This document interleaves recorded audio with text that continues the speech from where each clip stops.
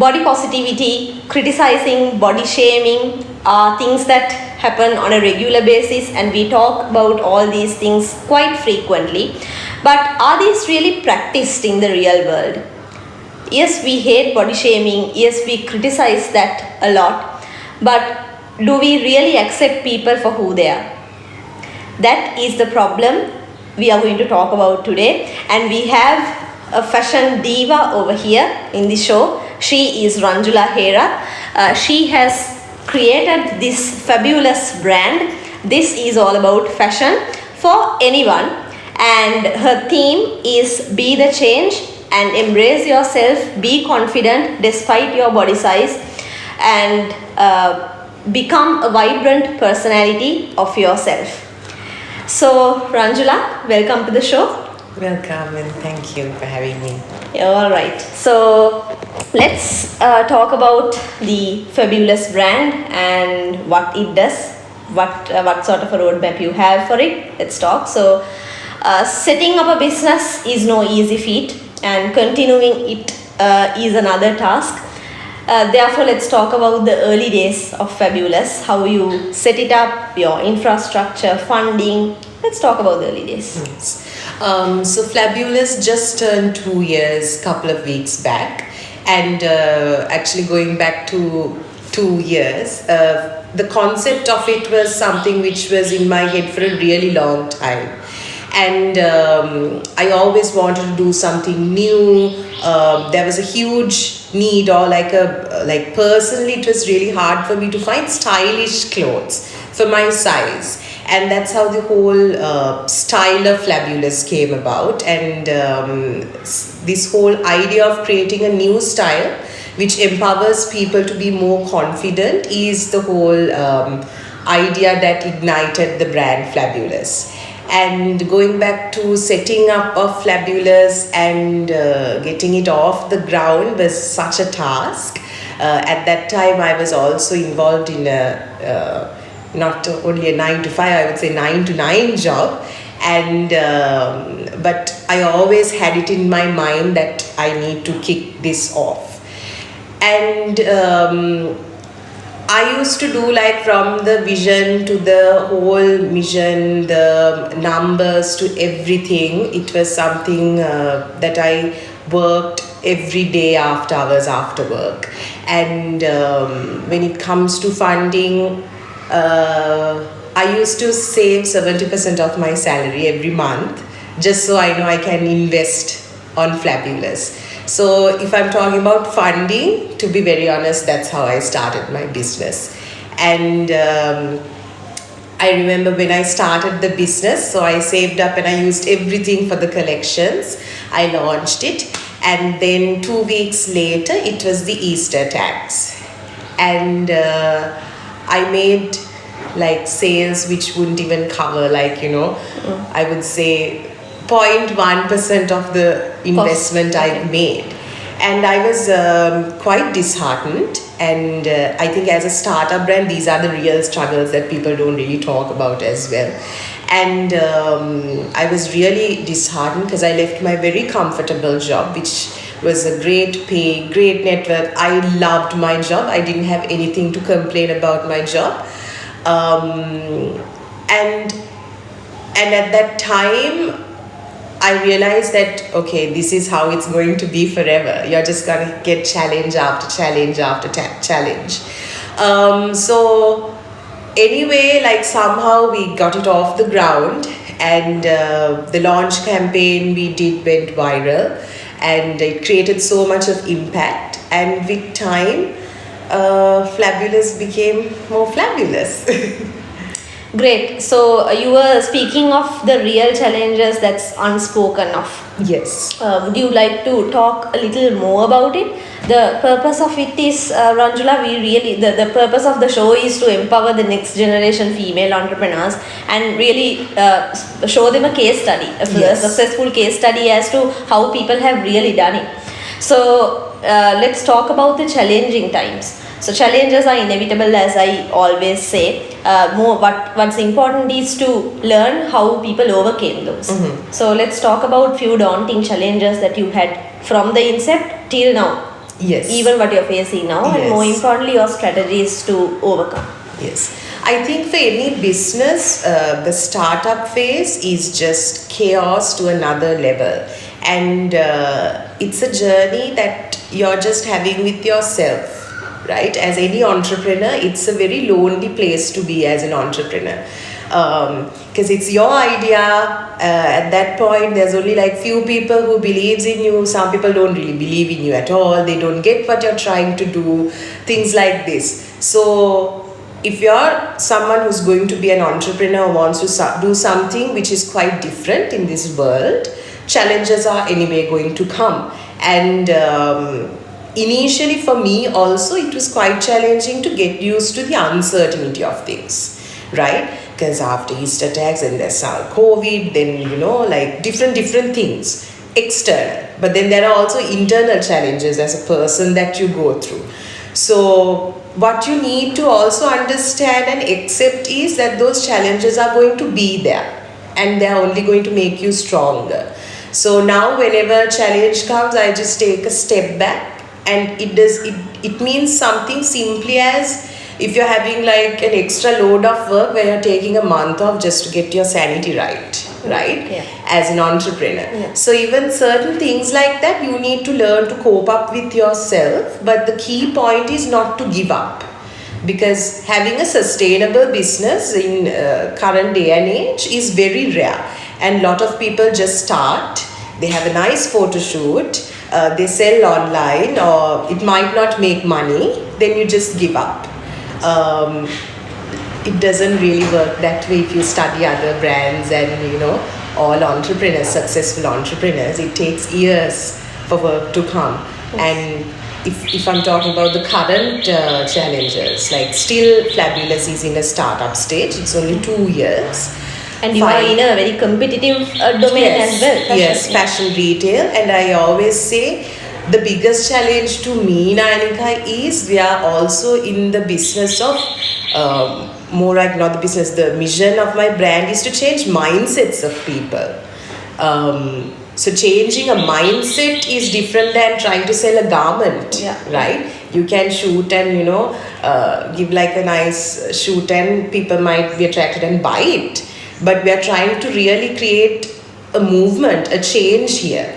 So for me, as a personal mission, that is my biggest goal as well. So I think challenges are going to come anyway, and it's how you cope up with it. Yeah.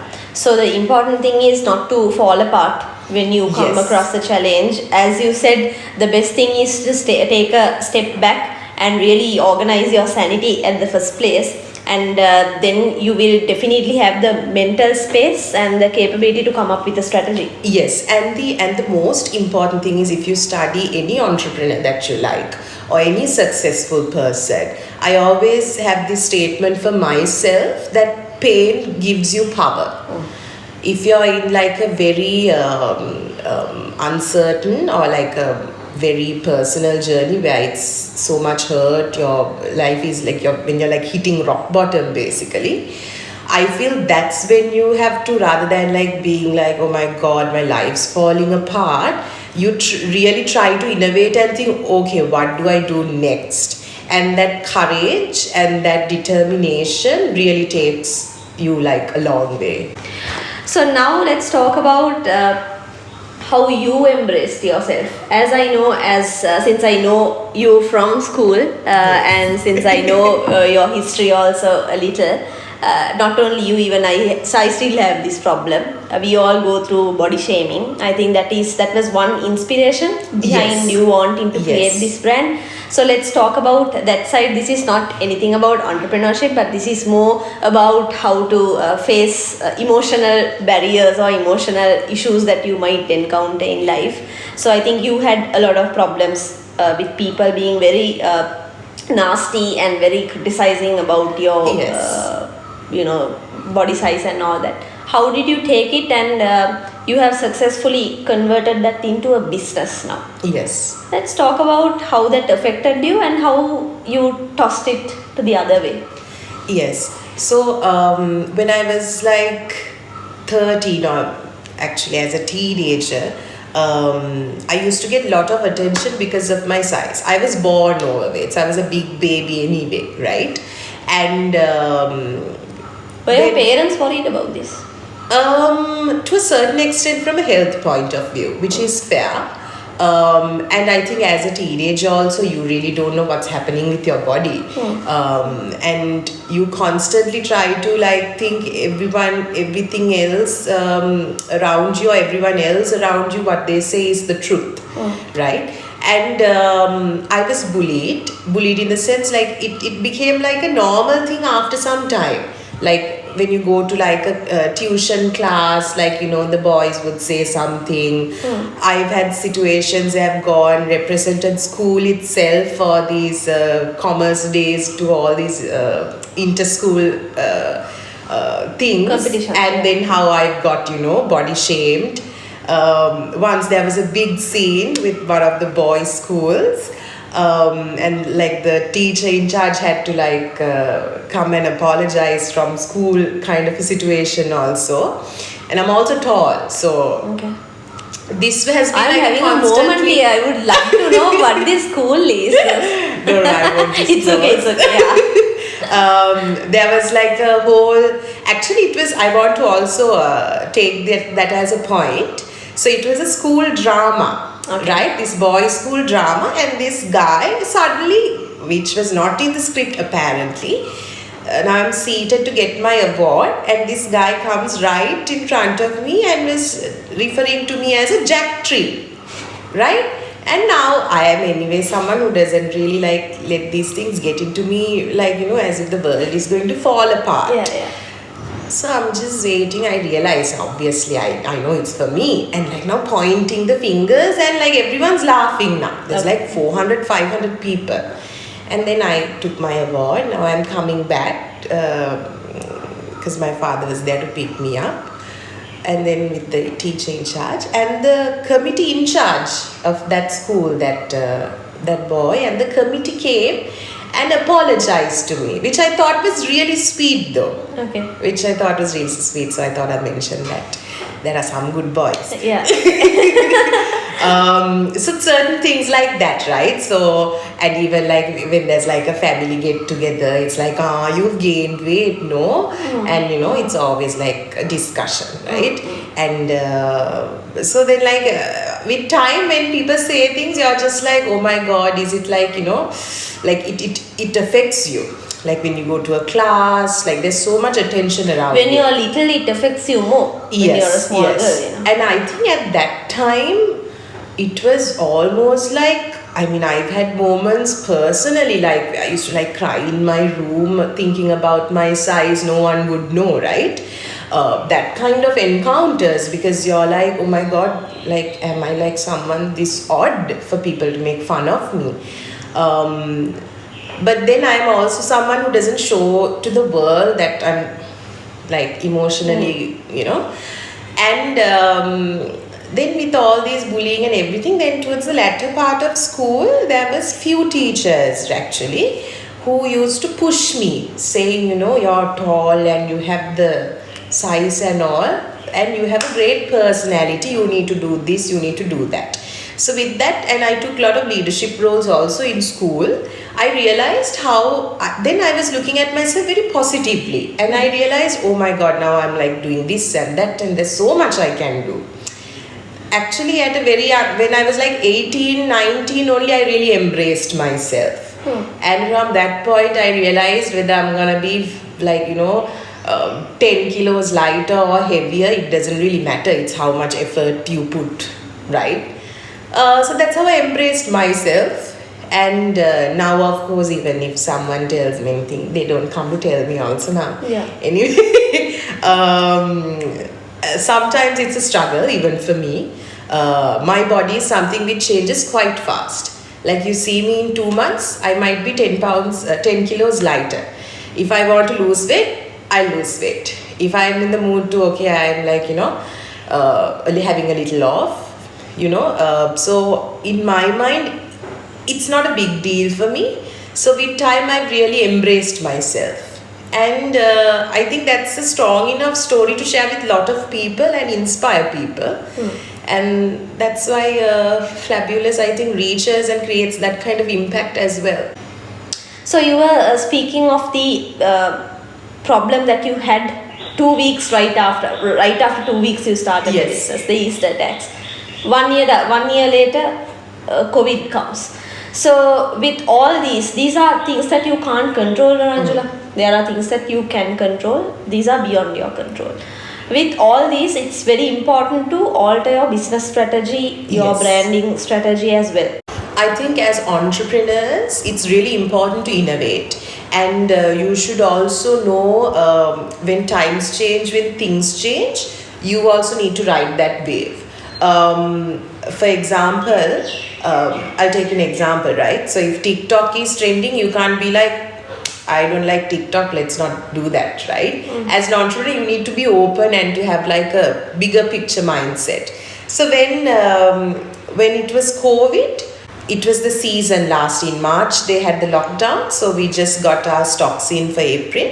And I remember I brought the stocks home, and even before I sent it to my office, it was locked down. So now the stock is sitting in my house, and I'm like, oh my God, what do I do with it, right? And it's a big investment, and when you're a startup, you also have a very tight cash flow model.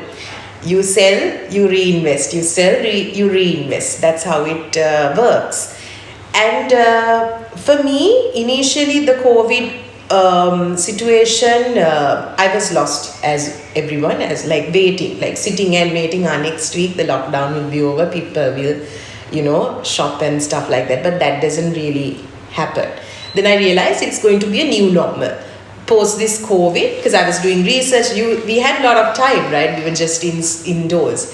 So there was an uprise of the new normal, and this new normal is going to stay. I think we're still in that new normal now. So how do we use that opportunity, and how do we change our business strategy was the question. So then I didn't know what to do. So what I thought was, okay, now the stock I have no, so I'm just going to shoot it from my bedroom, right? Then I twisted the strategy. It was called the quarantine collection, straight from my bedroom. I just shot it on my iPhone. I'm someone who wants to like do nice shoots and stuff because my background is marketing. I put a lot of effort there. And we started selling. There were also startup companies who were delivering things, and we could reach out to customers saying you all need to, the COD and things weren't available, so it should be bank transfers. We twisted the whole model, and at that point even the customer at that point was also someone who was just at home. They just wanted to receive something and feel good.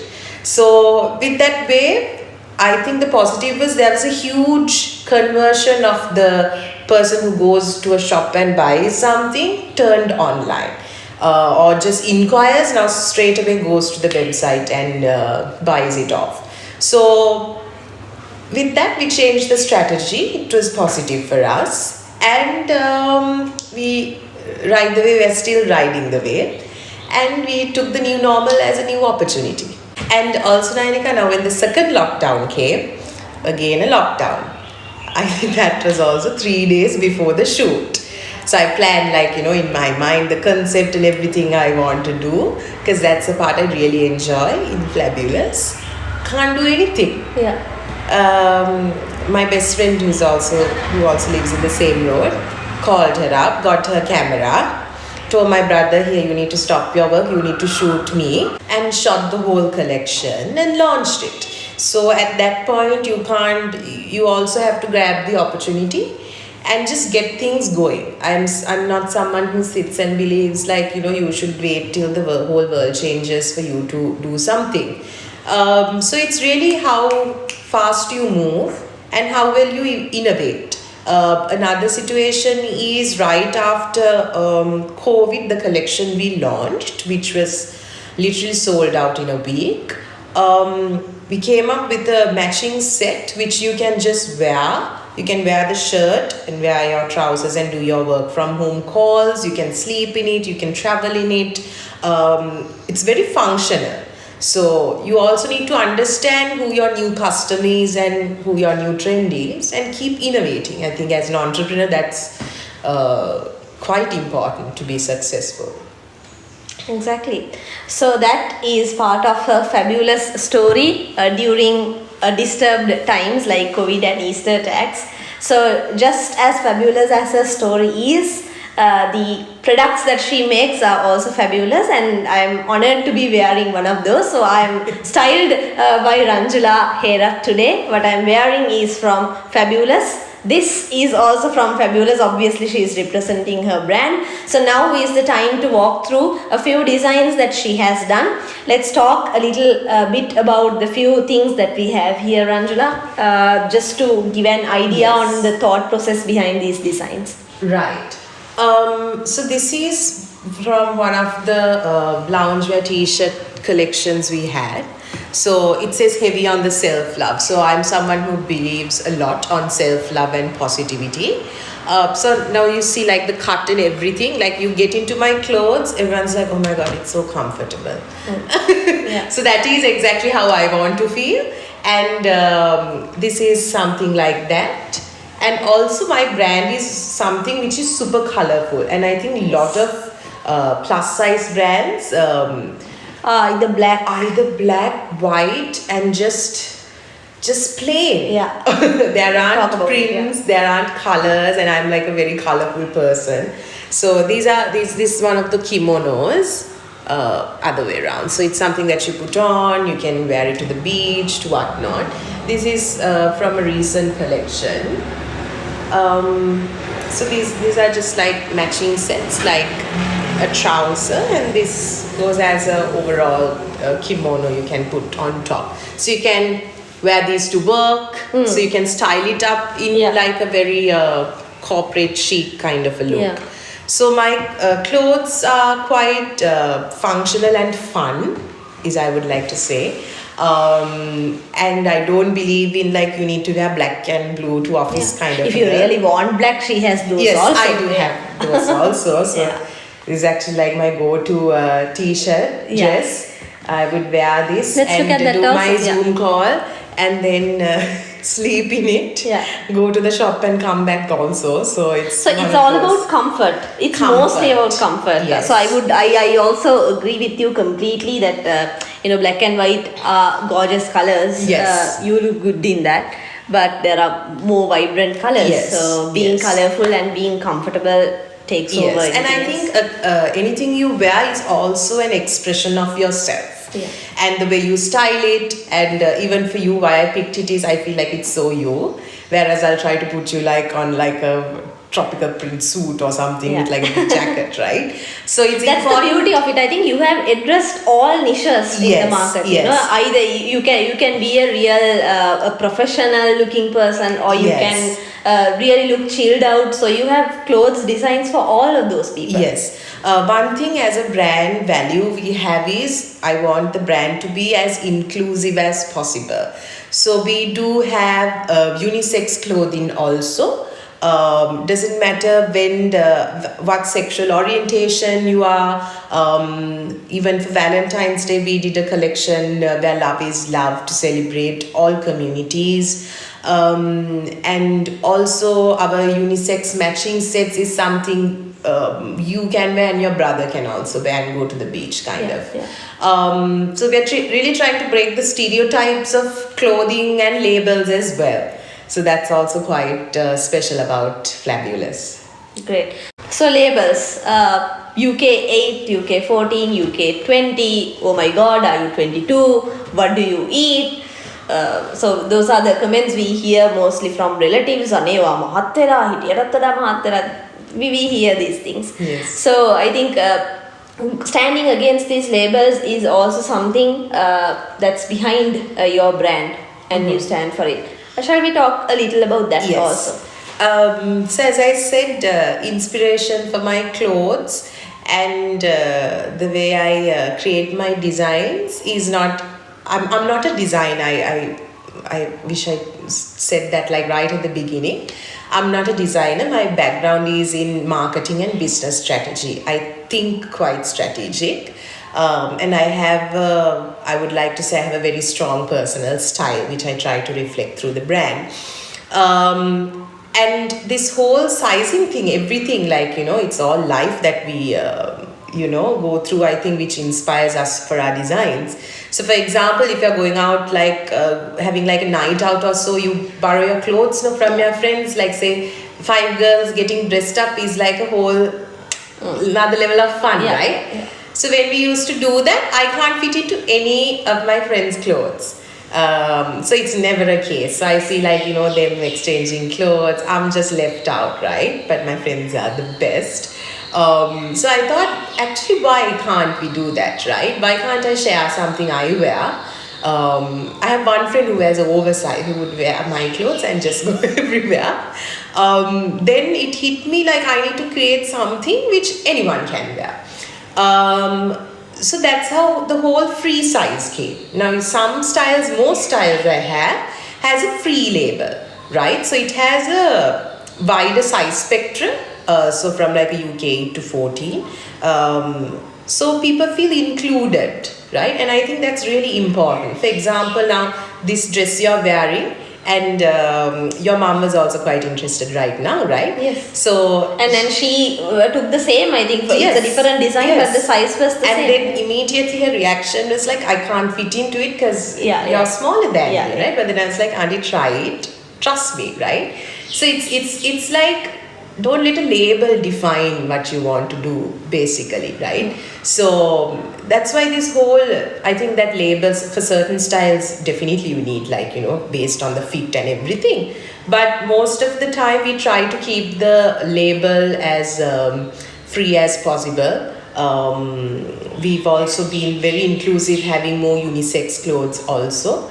And I think people really like it. And I think it's important also because sometimes you're like, I've gained weight, I've lost weight, I can't fit into it. That really puts you down, right? This is like you grow into it, you grow out of it kind of a situation. So I think even a slight thing like that can help you really embrace yourself. And that's the whole concept behind that label factor of ours. Let's talk about the actual skills someone should master if they want to set up their own entrepreneurship or their own venture. Is it a degree or a master's about entrepreneurship that they have to do, or is there some other skill set that they have to master? I personally believe that entrepreneurship is a mindset. And whether you're owning a business or you're working in a company, they always ask, so can you work independently? Can you manage the resources? So now even organizations are trying to foster a very entrepreneurial culture in their organization.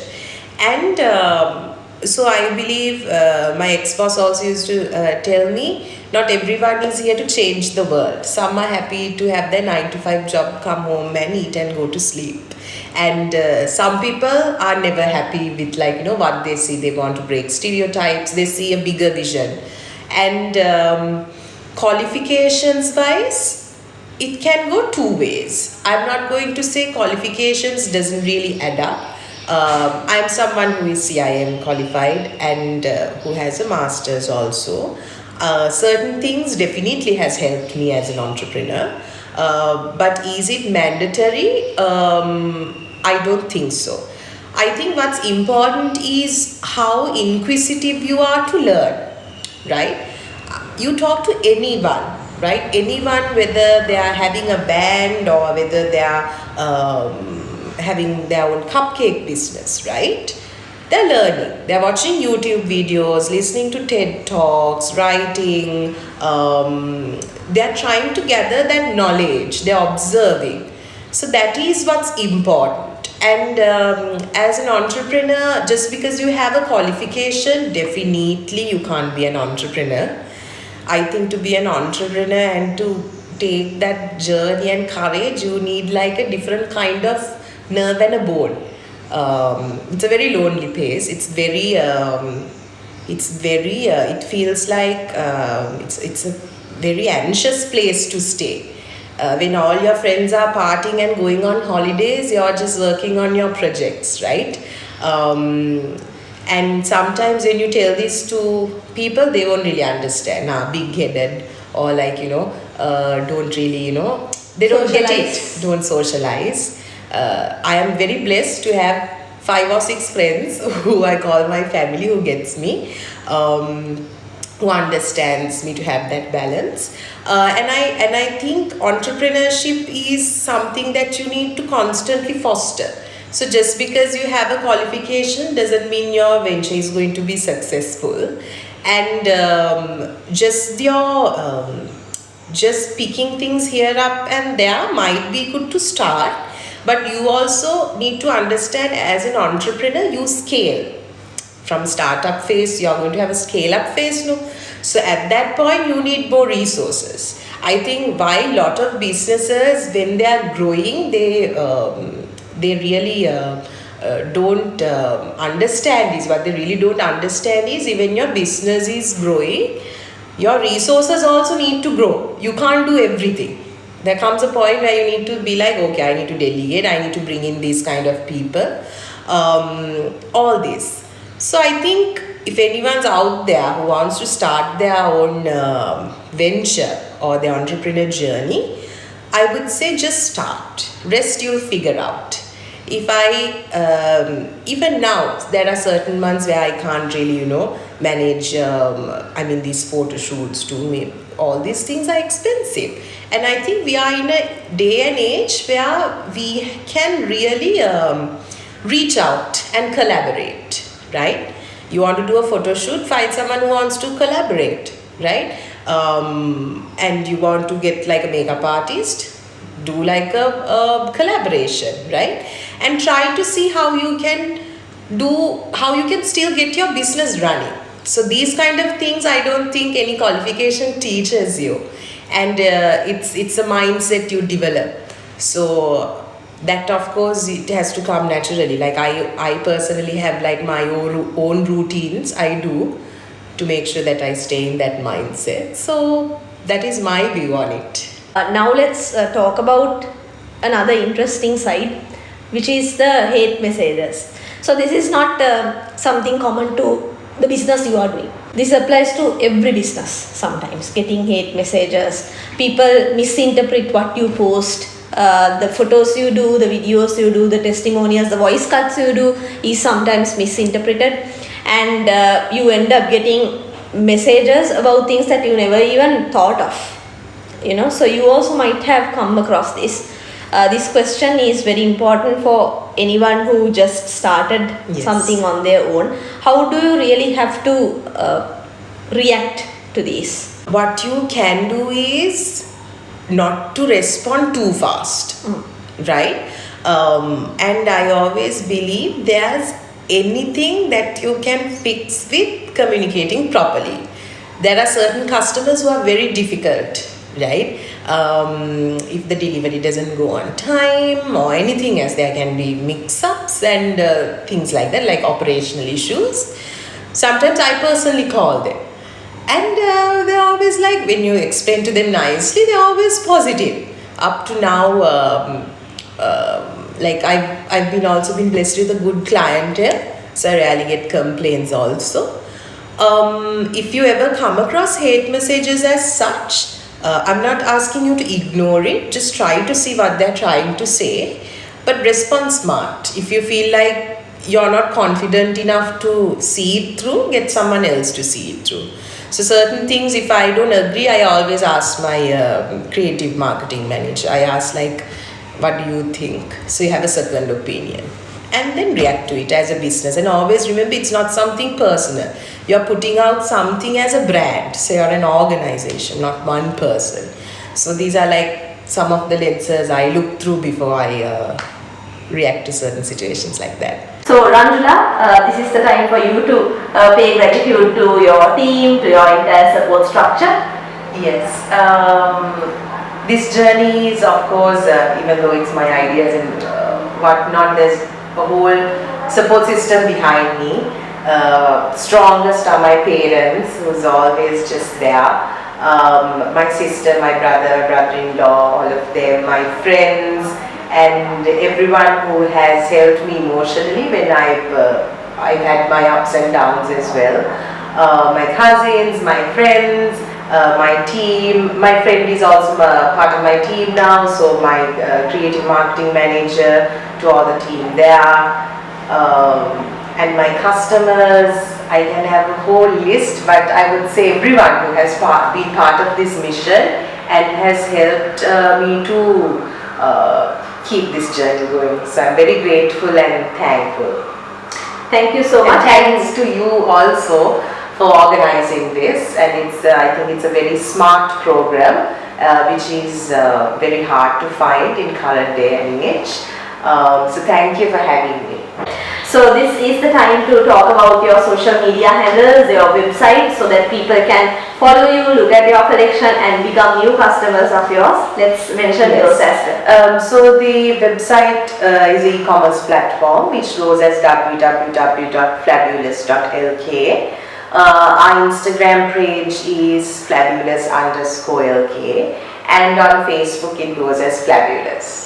Alright, so those social media handles will be mentioned at the bottom of this video. In addition to Flabulous, please follow Inspire Me as well on Facebook and Instagram at inspireme.ceylon. Like I said, this is the Inspire Me YouTube channel. Subscribe to us, hit on the bell icon as well. So every time we bring a conversation like this, and if it is relevant to the sort of business that you want to start, you can definitely learn a lot of things from these successful entrepreneurs.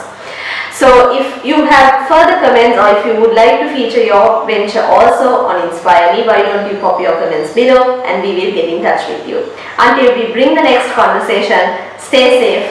We will get in touch very soon. Thank you. Bye.